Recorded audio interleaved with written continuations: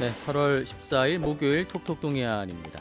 광복 80주년 특별기획 포항의 독립운동 오늘 마지막 시간인데요. 이상준 향토사학자와 함께 이야기 나눠보겠습니다. 어서 오십시오. 예, 안녕하십니까? 예. 자, 지난 시간까지 포항의 항일 의병 활동과 또 최세현 의병 대장 그리고 3.1 운동에 대해서 살펴봤는데요. 오늘은 기계면 봉계리의 농촌 계몽 운동 또 청포도 시인 이육사에 대해서 준비를 해오셨다고요? 예, 그렇습니다. 우선 저 기계 봉계리 농촌 계몽 운동 이 운동은 네. 1932년에 발행된 보통학교 교과서에 실릴 정도로 유명했습니다. 네. 또 민족시인 이육사가 포항 기계와 깊은 관련이 있다 이런 사실을 사람들이 잘 모르는 것 같더라고요. 네. 그래서 이번 기회에 소개하고자 합니다. 네, 우선 기계면 봉계리의 농촌 계몽 운동 좀 살펴볼 텐데요. 당시 농촌 계몽 운동이 어떻게 전개가 됐길래 이 독립운동과 연결이 될까요? 예, 그 1919년 3.1 운동이 일어나고 뒤이어 일제가 그 무단 통치를 철회합니다. 네. 문화 통치로 그렇게 바꾸지요. 그 전부터 있었던 계몽운동 등은 민족의 대중적인 역량을 정대시키기 위한 농촌 계몽운동으로 부활이 됩니다. 네. 1920년대는 정치, 경제, 문화, 사회적으로 민족이 총력을 기울여서 독립운동을 전개한 시기와 맞물려서 여러 단체가 농촌 계몽운동에 조직적으로 참여해서 합법을 네. 가장하고 지하 활동을 그렇게 펼치게 됩니다. 특히 1929년과 1931년에는 조선일보와 동아일보 이런 언론사에서 조직적으로 가담해서 1930년도 전반기는 농촌 계몽운동이 절정에 달해서 당시 문화운동의 주류로 주목을 받았습니다. 아, 그렇군요. 그러면 기계면 봉계리의 이 농촌 계몽 활동이 지금 이 지역의 새마을 운동 발상지와도 관련이 있는 건가요? 직접적인 관련은 없습니다. 예. 새마을 운동은 기계 문성리를 중심으로 1970년대부터 일어났지만은 네. 그 이전인 1930년대 이미 기계 봉계리에 새마을 운동과 거의 비슷한 농촌 계몽 운동이 일어났다는 게 놀라운 사실이죠. 네, 네. 그 당시는 영일군인데요. 영일군 기계면 봉계리. 이 동네는 1917년까지만 해도 면내에서 가장 가난한 동네에 속했답니다. 네. 그런데 1917년 이후에 이 마을은 불과 몇 년 만에 면뿐만 아니라 우리 영일군 관내 면뿐만 아니라 전 조선에서도 가장 살기 좋은 모범 농촌이 되어서 조선 총독부에까지 보고가 되었습니다. 신문에서도 대대적인 특필을 하고 예. 전국적으로 모범 농촌 마을의 상징처럼 그렇게 알려지게 됐다는 게 이런 사실을 아는 사람은 별로 없습니다, 사실은. 그렇군요. 아니 이렇게 된 과정에 어떤 중심이 된 인물들이 있을까요? 있었습니다. 우리 그 1933년도 9월 1일자 발행된 동아일보 사면에 이게 전면 기사가 나서 예. 크게 났는데요. 기사화가 됐는데요. 신문에 의하면은 봉계리가 이처럼 모범 농촌이 되기까지는 마을에 김승진과 김인재라는 두 계몽운동가가 있었기 때문이라고 했습니다. 네. 특히 1917년에 김인재가 구장으로 취임하고부터는 마을이 괄목할 만한 성장을 했다고 적혀 있습니다. 김인재는 나쁜 풍습을 교정하고 농업 개량과 근금 절약을 통해서 상도 여러 차례 받았어요. 네. 여러 전국에서 뭐 1등상 이렇게 받고 그랬는데 이게 각계 여론을 통해서 확인하자 그 조선통독부에서는 사실을 확인해보고 네. 32년도에 1930년대 전국 보통학교 현재 같은 뭐 초등학교죠. 교과서에 근면자도 협동 정신을 키우는 그런 수신서, 바른 생활이라는 책이 있었습니다. 옛날에 그죠? 그거 이전에 수신서라고 있었는데 여기에 이 동네의 성공 사례는 물론 동네 전체 사파까지 이렇게 사진이 없으니까 사파까지 그려서 그래서 교재에 실어서 활용했습니다. 그래서 그 교사들은 이 사례를 가르치기 위해서 현지를 방문하고 또 따로 발행된 해설서를 공부를 해야 했습니다.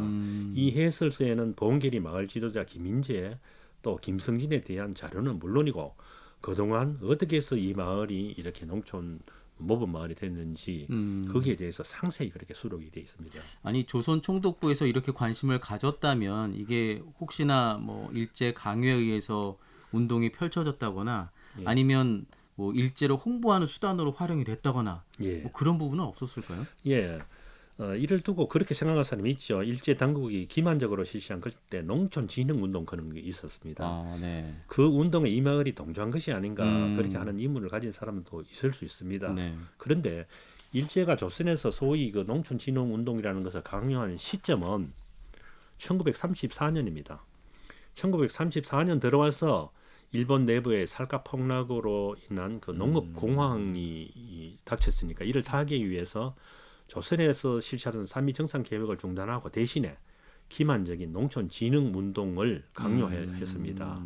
기계 봉계리 농촌 계몽 운동 그 이전인 1917년부터 그렇죠. 자발적으로 일어났던 것이고 이게 성공하니까 일제가 교묘히 그 실적을 이용한 것이지 네네. 일제의 강요에 의해서 주민들이 동조했다고 보는 것은 시기적으로 맞지 않습니다. 그렇군요. 기계면은 뭐 지금 가봐도 참 풍요로운 그런 마을로 보이는데요. 선조들의 이런 공로가 있었다는 거, 예, 오늘 이 시간을 통해서 알 수 있었습니다. 다음은 청포도 시인 이육사에 대해서 좀 알아볼 텐데, 이육사 시인은 뭐 대표적인 저항 시인이지 않습니까? 맞습니다. 우리 잘 아는 윤동주, 예. 한용운 이분들과 더불어서 일제 강점기의 저항 시인의 대표로 볼 수가 있지요. 네. 이육사 시인이 포함과 어떤 인연이 있을까요? 이육사 이 선생님은 우리 안동 출신이잖아요. 네. 그런데 이 우리 저 포항 기계와 대단한 인연이 있습니다. 우선 그가 널리 사용하는 필명 이육사크는 게 원래 이 사람은 이름이 본 이름이 이거 아니습니까, 그죠? 네네. 이육사크는 문육자의 역사사자로 쓰잖아요. 이거를 지어준 사람이 기계면 현내리에 살았던 이종형이라는 사람이 이렇게 지어줬어요. 이 기계면 현내리 이종형이라는 사람이 있었는데 원래 그 이육사 이호는 이분이 옛날 그 대구 형무소에 장진홍 의거 사건으로 연루돼서 구속됐을 때 수감번호가 그렇죠. 264번이었거든요. 맞습니다. 그래서 264번 이렇게 쓰다가 1932년에 오면은 숫자 264가 그 하문으로 문육자의 역사사조로 이렇게 바뀌는데요. 처음에 이분이 그 이종형이라는 이 사람 집에 와서 머무를 때 그 아들이 이영우라는 사람이 있었는데 네. 이분이 이종형의 장남입니다. 이 집에서 이 육사가 1931년도 광주 항일운동 사건으로 연루해서 구속됐다가 한 6개월 정도 있다 풀려나서 이 기계면 현내리 이영우 집에서 2달 동안 요양을 했어요. 이때 그 육사가 매화 한 폭을 그리면서 그 옆에 일제 역사를 부정하는 의미로 죽일 육자를 써요. 죽일 육자의 역사사 역사를 죽인다. 이런 그 호를 딱 쓰는 걸 보고 옆에서 이용호가 역사를 찢어 죽인다는 표현이 혁명적인 의미를 담고 있다면 너무 노골적이다. 그렇지만 좀 온건하게 같은 의미면서 좀 온건하게 문육자를 써서 육사를 만들어라, 육사로 해라 호를. 네네. 그래서 원래는 죽일 육자의 역사사자로 썼다가 지금은 문육자의 역사사자로 이렇게 고쳤는 게 우리 기계에서 이렇게졌다는 거죠. 아니 그 이육사가 수감된 뒤에 풀려나서 이제 요양했던 곳이 이영우의 집이라고 하셨잖아요. 맞습니다. 예. 그럼 이종형, 이영우, 이육사 이분들이 어떤 뭐 인적 관계가 있는 건가요? 맞습니다. 이영우의 아버지는 아까 이종형이라고 했잖아요. 네네. 이영우 외할아버지하고 이육사의 할아버지가 형제갑니다. 친형제입니다. 아, 그래요. 그래서 이영우는 이육사와 4배종 6촌 되는데요. 이육사가 그 원래 20년 안동 원천에서 대구로 이주를 갔습니다. 네. 그때 가세는 기울었고 형제가 6명인데 매우 궁핍하게 살았습니다. 그런데 기계에 있는 이영우 씨 집은 아주 그 경주이 씨 집안의 부자였습니다. 네. 그래서 이분들한테 도움을 요청한 경제적으로 도움을 요청한 경우가 여러 번 있었는데 그런 편지가 지금도 안동 이육사 그 문학관에 가면은 실물이 8통 전해지고 있습니다. 기계에 있는 이영우에게 보낸 편지들이 그 내용을 보면은 이렇게 어려우니까 좀 도와달라 그런 내용이죠. 또 우리 이육사 연보에 보면은 1942년 2월에 육사가 36살 먹었을 때 성모병원에서 퇴원해서 이때는 이제 폐결핵을 앓았습니다. 네. 기계 이영우 집에 머물다가 7월에 경주 옥룡암에서 요양했다. 이렇게 또 연보에도 적혀 있는 걸 보면은 아까 이하는 1930년대뿐만 아니고 42년까지 여러 차례 기계 이영우 집을 방문하기도 하고 요양도 했던 것을 알 수 있습니다.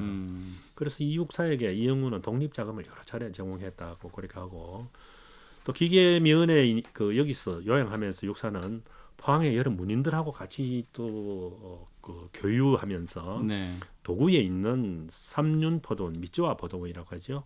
여기를 자주 방문했고 거기서 언덕에 올라서 영일만의 바다를 바라보면서 그 돛담배와 청포도 이것을 보고 시상을 떠올려서 전 씨가 그 유명한 이육사의 시 청포도 네, 이 청포도가 탄생한 그 시상이 떠오른 곳이 바로 우리 포항이라고 합니다.